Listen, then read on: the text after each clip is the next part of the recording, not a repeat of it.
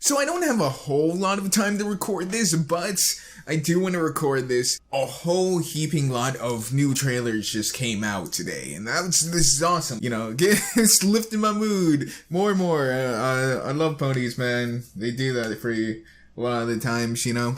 But yeah, so there's like 15 minutes or 17 minutes of the 80-minute movie out there, I think. So that's a pretty huge chunk. They always do this with their movies, though, so it's not really a surprise to me anymore. And then we see Twilight's new song, which, if you guys listen to the album, I already said my piece on that. It's not as good as it could be. There's only a few good songs, and those are all the ones from the trailers that we've already seen. So there was nothing new on the soundtrack that surprised me. And also for a movie that's heavily based in music, releasing the soundtrack before the movie comes out just always seems like such a bad idea to me. It spoils so much more than they want to, because we actually do listen to your lyrics and we decipher the storyline from there. And now you're giving us 20 more minutes. Anyways, rant over. The scenes are awesome. They were uploaded as unlisted on Shout Factory, and as I'm making this, you can hear me clicking probably if the noise removal doesn't work properly. I am actually uploading it right now as we speak. So you guys can go ahead and click the card or the annotation, whichever works best for you, whether you're on mobile or if you're on the desktop. And you guys can go ahead and check it out. Now, the thing is, we see some of the games and stuff.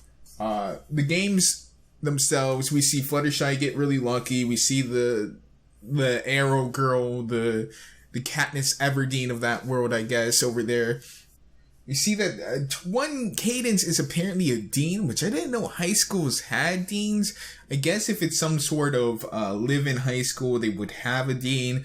But for the most part, I did not know high schools had deans. So that is something that I learned. As well, we see the dynamic between Twilight and a lot of the other characters. And some of the characters don't seem bad per se. They are actually kind of sometimes complete mirrors of the main six, like the blue-haired girl. Forgive me, I don't know their names. I'm not that deep into the storyline yet to actually memorize who's who, per se. But she's very reminiscent of Rainbow Dash. Nothing in these trailers have suggested that she is actively seeking to be deceitful or is fake in her energy that she gives off about her school spirit and stuff like that.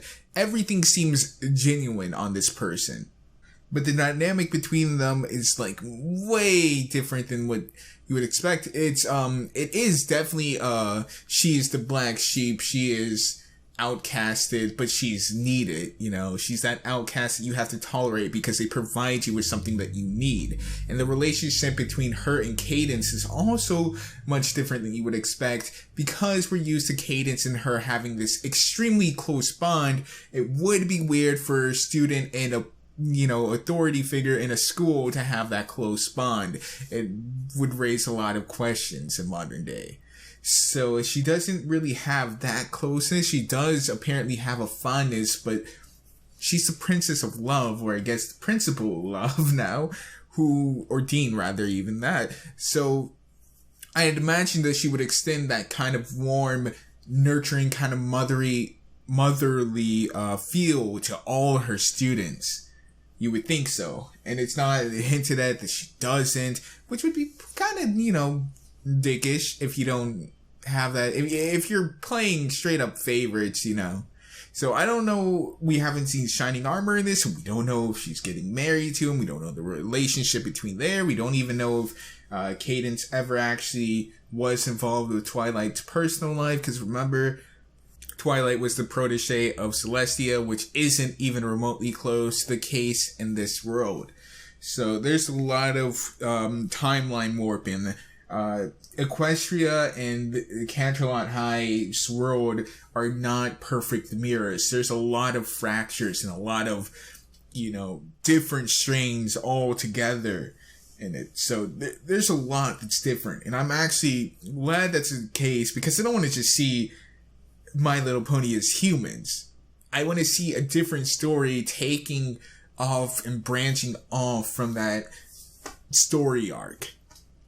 And I think they're doing a great job with that. I know a lot of people immediately are turned off from MLP EQG simply because it is humans. Don't know why, you crazy weird horse lovers, you, but that's the case. So I'm looking forward to this. As always, we're going to have a stream of it we're going to start at 7 a.m. because I believe, again, let me look at my notes here. It starts at 8 a.m. Eastern Standard Time, guys. I know it's early. I get it. It sucks. You're like waking up for school. I totally get that vibe, guys. I understand. I understand you guys. So, you know, thank you for all the support, guys, again. So yeah, just, again, liking the videos always help us. It helps us so much more than you guys know, so much more than I can convey. Subscribing is great if you guys want to stay updated. Everything's wrong with. I know I'm back. I'm behind again. And I'm not going to catch up in between the movie probably because I'm going to be writing the script for that one. I normally do these the same day. It's going to take maybe a week. I'm going to try my best to power through that.